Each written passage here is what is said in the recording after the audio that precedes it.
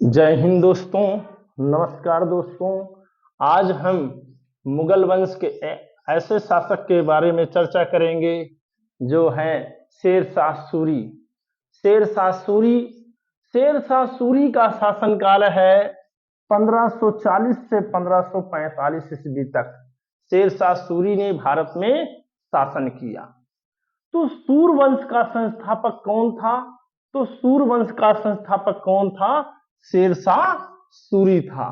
सूरवंश का संस्थापक कौन था? शेरशाह सूरी था। शेरशाह सूरी ने कुल कितने वर्षों तक शासन किया? तो कुल 5 वर्षों तक शासन किया था शेरशाह सूरी ने किया था। शेरशाह सूरी के बचपन का क्या नाम था? तो बचपन का नाम था फरीद खां। क्या नाम था? फरीद खां। क्या नाम था? फरीद खां था। ठीक। अब देखिए, फरीद खां था, इसके बचपन का नाम। इसके पिता का नाम क्या था?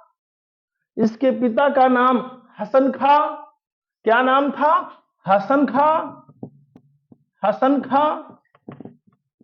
हसन खां जो सासाराम के जागीरदार थे और इनकी माता एक अफगान महिला थी। उसके बाद इनका जन्म कब हुआ था? तो शेरशाह सूरी का जन्म कब हुआ था? तो 1472 ईस्वी में। कब? 1472 ईस्वी में। कुछ इतिहासकार कानून गो के अनुसार इसका जन्म, शेरशाह का जन्म कब हुआ? 1486 ईस्वी में। कब? 1486 ईस्वी में जन्म हुआ था। कहां हुआ था? पंजाब के बैजवाड़ा होशियारपुर नामक स्थान पर हुआ था। पंजाब का कौन सा क्षेत्र? तो बैजवाड़ा होशियारपुर में शेरशाह का जन्म हुआ था। ठीक। अब शेरशाह के पिता इन्हें अपने जागीर का संरक्षक बनाना चाहते थे, इनकी जागीर को देखभाल करने, क्योंकि शेरशाह प्रशासन का जानकार था, इसलिए इनके पिता अपना संरक्षक बनाना चाहते थे। परंतु शेरशाह ने कुछ पिता से अनबन हो जाने के कारण वो शेरशाह कहाँ चला जाता है? आगरा में दौलत खां की सेवा में चला जाता है। आगरा में किसके सेवा में? दौलत खां की सेवा में चला जाता है। ठीक।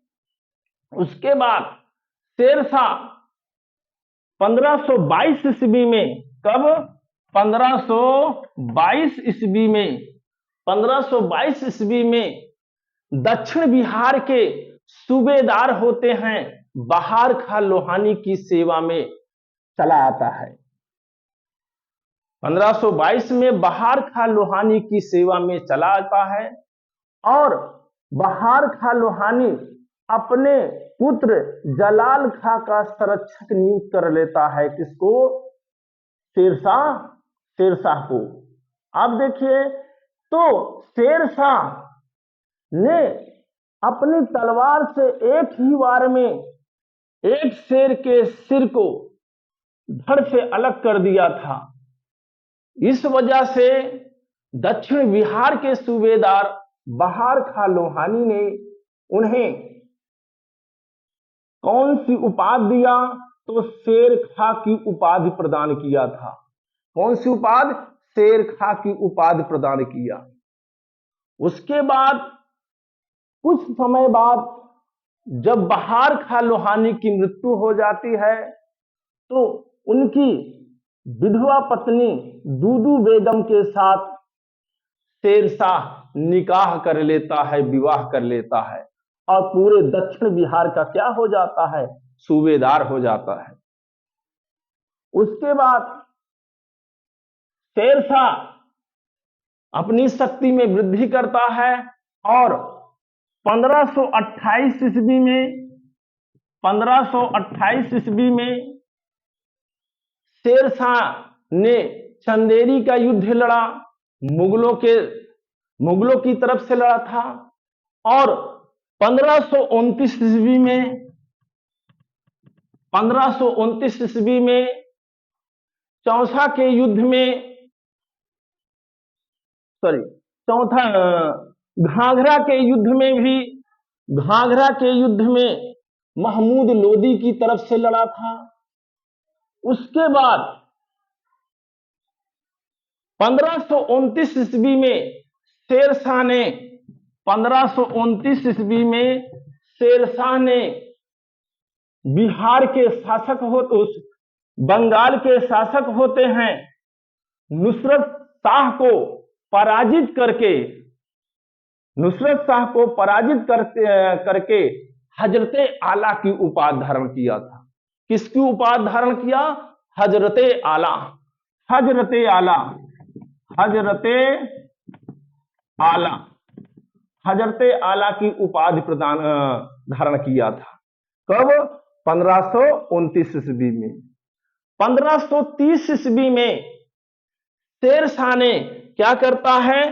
1530 ईस्वी में पूर्व का द्वार कहा जाने वाला यूपी का एक वर्तमान में जिला मिर्जापुर में, मिर्जापुर के चुनार के किलेदार ताज खां की विधवा पत्नी लाड बेगम से, लाड मलिका से निकाह किया, विवाह किया और चुनार के किले का किलेदार बना और बहुत सारी संपत्ति अर्जित किया। इस प्रकार से शेरशाह ने 2 विधवाओं से विवाह करके अपने साम्राज्य का विस्तार किया। आगे बढ़ते हैं। उसके बाद 1529 के बाद, सॉरी 1530 के बाद 1532 ईस्वी में, 1532 ईस्वी में शेरशाह दोहरिया का युद्ध लड़ा और दोहरिया के युद्ध में वह अफगान सरदार महमूद लोदी की तरफ से लड़ा था और वह युद्ध में पूरे मन से नहीं लड़ा, तटस्थ रहा। क्यों तटस्थ रहा? क्योंकि शेरशाह जानता था कि अगर जब तक महमूद लोदी अफगानों का नेता है तब तक मैं अफगानों का सरदार या नेता नहीं बन सकता हूं। और जैसे ही दोहरिया के युद्ध में महमूद लोदी की हार हो जाती है तो वह अफगानों का प्रमुख बन जाता है, शेरशाह सूरी। ठीक, आगे देखिए। 1532 के बाद 1534 ईस्वी में, 1534 ईस्वी में शेरशाह सूरी ने बंगाल के शासक मोहम्मद शाह को पराजित किया। किसको पराजित किया? मोहम्मद शाह को पराजित किया 1534 ईस्वी में। अगला देखिए शेरशाह का अभियान। 1534 के बाद 1539 ईस्वी में, 1539 ईस्वी में शेरशाह ने 1539 में कौन सा युद्ध लड़ा? चौसा का युद्ध लड़ा और चौसा के युद्ध में हुमायूं को पराजित करके शेरशाह ने कौन सी उपाधि धारण किया? तो शेरखां की उपाधि धारण किया। कौन सी उपाधि धारण किया?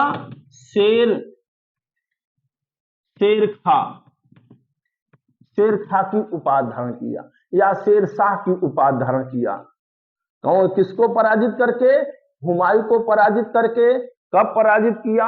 1539 ईस्वी में, चौसा के युद्ध में। अगला देखिए 1540 ईस्वी में, 1540 ईस्वी में कन्नौज या बिलग्राम के युद्ध में शेरशाह ने हुमायूं को पराजित कर हुमायूं को भारत से बाहर जाने पर मजबूर कर दिया। इस प्रकार से 1540 ईस्वी में शेरशाह ने दिल्ली का शासक बना और अपने नाम का खुतबा पढ़वाया और अपने नाम का सिक्का चलवाया, द्वितीय अफगान वंश की स्थापना किया। ठीक, और सूरी वंश की स्थापना किया। कौन? शेरशाह सूरी ने। शेरशाह सूरी का अगला अभियान होता है कब? 1541 ईस्वी को। कब अभियान करता है शेरशाह? 1541 ईस्वी में शेरशाह कहां पर आक्रमण करता है, अभियान करता है? तो 1541 में गोखर जातियों के खिलाफ अभियान किया, परंतु शेरशाह गोखर जातियों को ना तो पूरी तरह से दमन कर सका और ना इनको समाप्त कर सका, परंतु शेरशाह सूरी ने क्या किया? भारत के पश्चिमोत्तर सीमा पर एक किले का निर्माण करवाया, जिसे सुल्तानगढ़ या सुल्तानगढ़ी का किला कहा जाता है। और उस किले में दो अपने सरदार हैबात खां और खवास खां, दो सरदार को सुल्तानगढ़ी के किले में सुरक्षा के लिए नियुक्त किया। कौन? शेरशाह सूरी ने।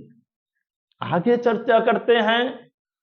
1542 ईस्वी में 1542 ईस्वी में 1542 ईस्वी में शेरशाह कहां पर आक्रमण करता है? तो 1543 ईस्वी में 1543 ईस्वी में शेरशाह ने कहां पर आक्रमण किया? तो 1543 ईस्वी में शेरशाह ने कहां आक्रमण किया? तो रायसीन के किले पर आक्रमण किया, रायसीन के किले पर आक्रमण किया और वहां पर रायसीन पर आक्रमण किया और वहां का शासक कौन था? पूरनमल। और पूरनमल को शेरशाह सूरी ने धोखे से उसकी हत्या करवा दिया और बहुत से राजपूतों और स्त्रियों और बच्चों को कत्लेआम करवा दिया शेरशाह सूरी ने। और शेरशाह सूरी का ये रायसीन आक्रमण उसका उसके चरित्र का सबसे बड़ा कलंक माना जाता है। क्यों? क्योंकि इसने कई राजपूत स्त्रियों और बच्चों को कत्लेआम करवा दिया और बहुत सी राजपूत महिलाएं क्या होती हैं? जौहर कर लेती हैं। इस पर कुतुब खां इन हत्याओं को देखकर, इन शेरशाह के कुकृत्यों को देख करके उसको इतना आत्मग्लान हुई कि उसने आत्महत्या कर लिया। तो शेरशाह सूरी ने 1543 में और 1544 ईस्वी में 1544 ईस्वी में शेरशाह सूरी ने कहां पर आक्रमण किया? तो शेरशाह सूरी ने 1544 ईस्वी में मारवाड़ पर आक्रमण किया। मारवाड़ कहां पड़ता है? तो मारवाड़ वाला क्षेत्र वर्तमान राजस्थान यानी राजस्थान में पड़ता है। मारवाड़ के राजा होते हैं मालदेव, जो युद्ध न करके अपना जिम्मेदारी दो राजपूत सरदारों को सौंप देते हैं, जैता और कुंपा। कौन होते हैं? जैता और कुप्पा, दो सरदारों को सौंप दिया जाता है। जैता और कुप्पा बड़ी बहादुरी से शेरशाह की सेनाओं का मुकाबला किया। अंतिम क्षण तक जैता और कुप्पा अपनी बहादुरी के साथ शेरशाह की सेनाओं को पराजित करते रहते हैं, परंतु अंत में जैता और कुप्पा मारे जाते हैं। इस राजपूतों की वीरता पर शेरशाह सूरी क्या कहता है? एक लाइन शेयर करता है कि मैं मुट्ठी भर बाजरे के लिए पूरे हिंदुस्तान साम्राज्य को मैं खो चुका था। ये वाक्य किसने कहा? शेरशाह सूरी ने कहा। देखिए शेरशाह सूरी का अंतिम अभियान क्या होता है?